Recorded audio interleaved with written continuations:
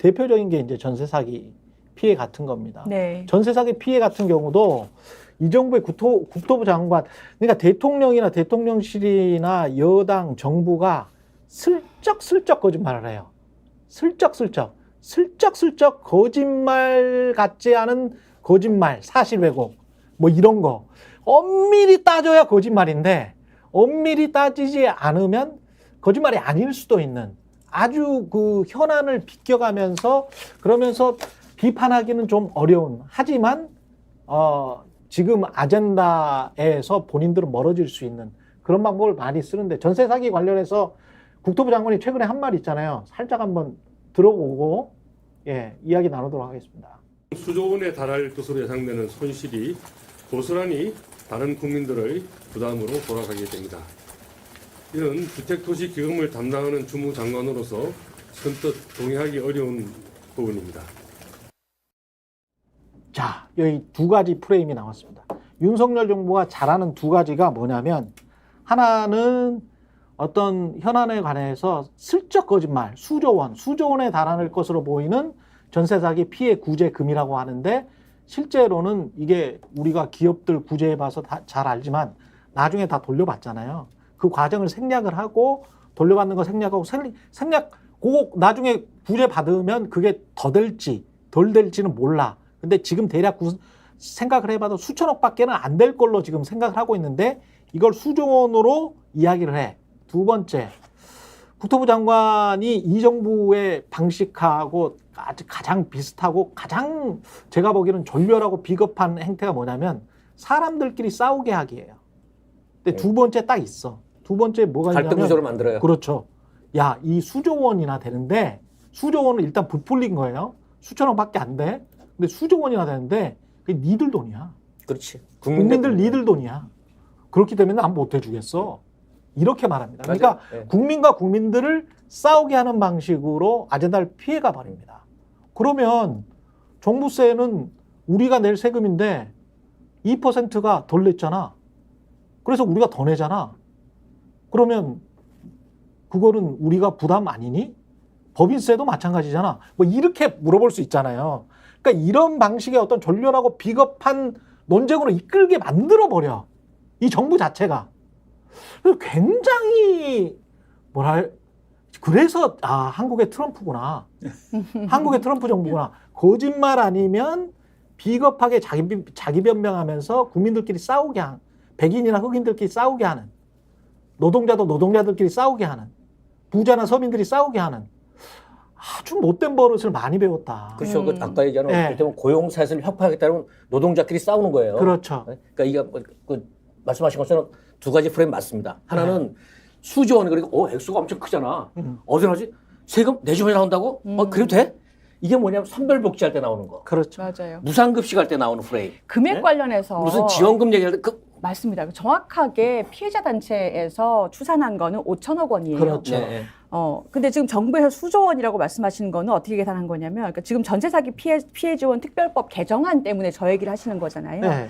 지금 전세 사기가 워낙에 전국적으로 문제이기 때문에 워낙에 붙었었지 않습니까? 매매가하고 전세가하고 그 후가를 지금 치르고 있는 건데, 피해자가 적지 않아요. 무려 36,000명입니다. 전국적으로. 그리고 이분들 중에 대부분이 2030 청년이에요. 그분들이 70%라고 합니다. 그럼 대통령께서 민생토론회에서 어제 지원해야 된다고 했던 약자 아닙니까?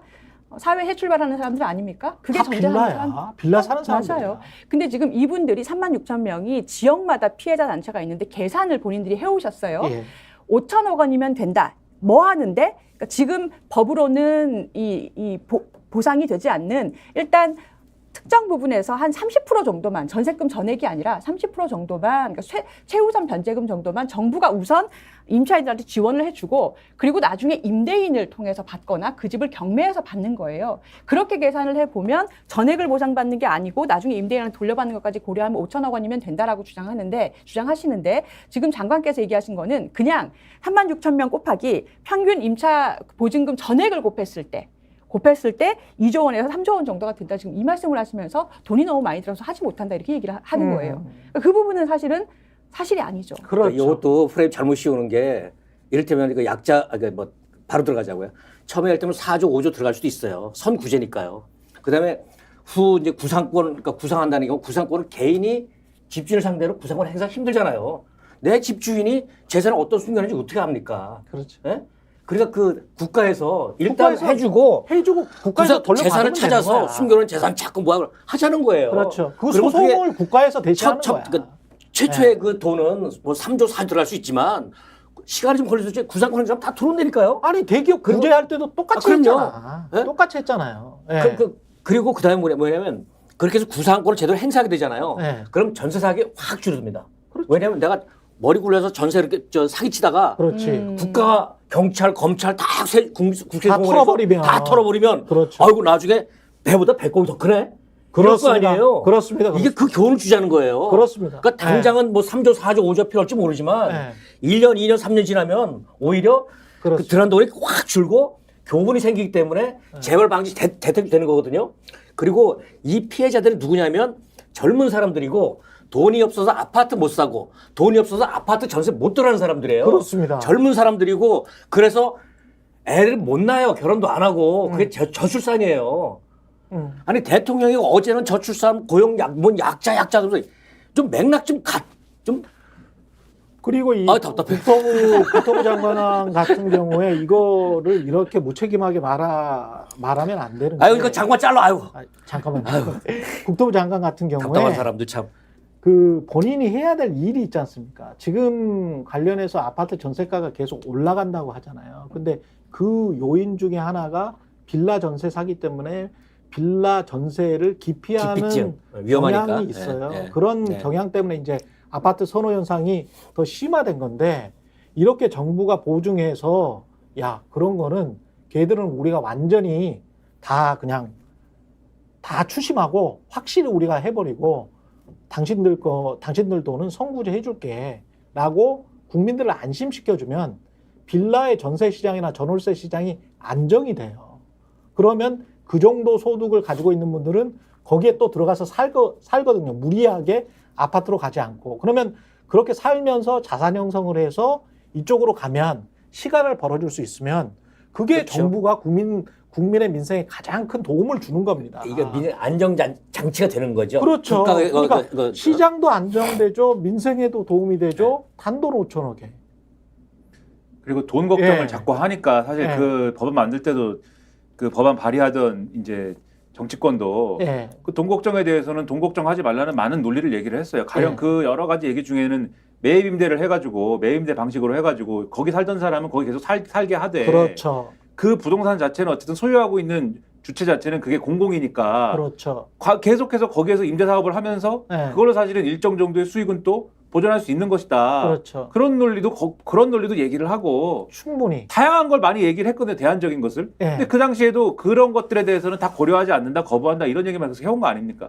그대로의 스탠스를 계속 고수하고 있는 거잖아요. 이게 말도 안 되는 게 한 20년까지는 안 됐는데 한 10년 전부터 활발하게 이 부동산 업계 그리고 국토교통부에서 논의됐던 게 경기 침체기 때 사람들이 뭐 이렇게 가격이 떨어지고 전세 역전세난이랄지 전세 사기랄지 이렇게 피해를 받으면 그걸 국가에서 사가지고 나중에 이게 국가가 가지고 있는 게 많아지잖아요. 그러면 나중에 이제 그 호황기 때 있잖아요. 그때 또 어떻게 좀 물량을 좀 풀자. 뭐 이런 공급의 어떤 조절 능력을 가질 수 있도록 이게 사실은 싱가포르 방식이거든요. 네. 근데 너무 현실적 홍보를. 정치권색. 예. 다시 제가 말씀드리죠. 예. 구독, 좋아요, 사랑입니다. 예.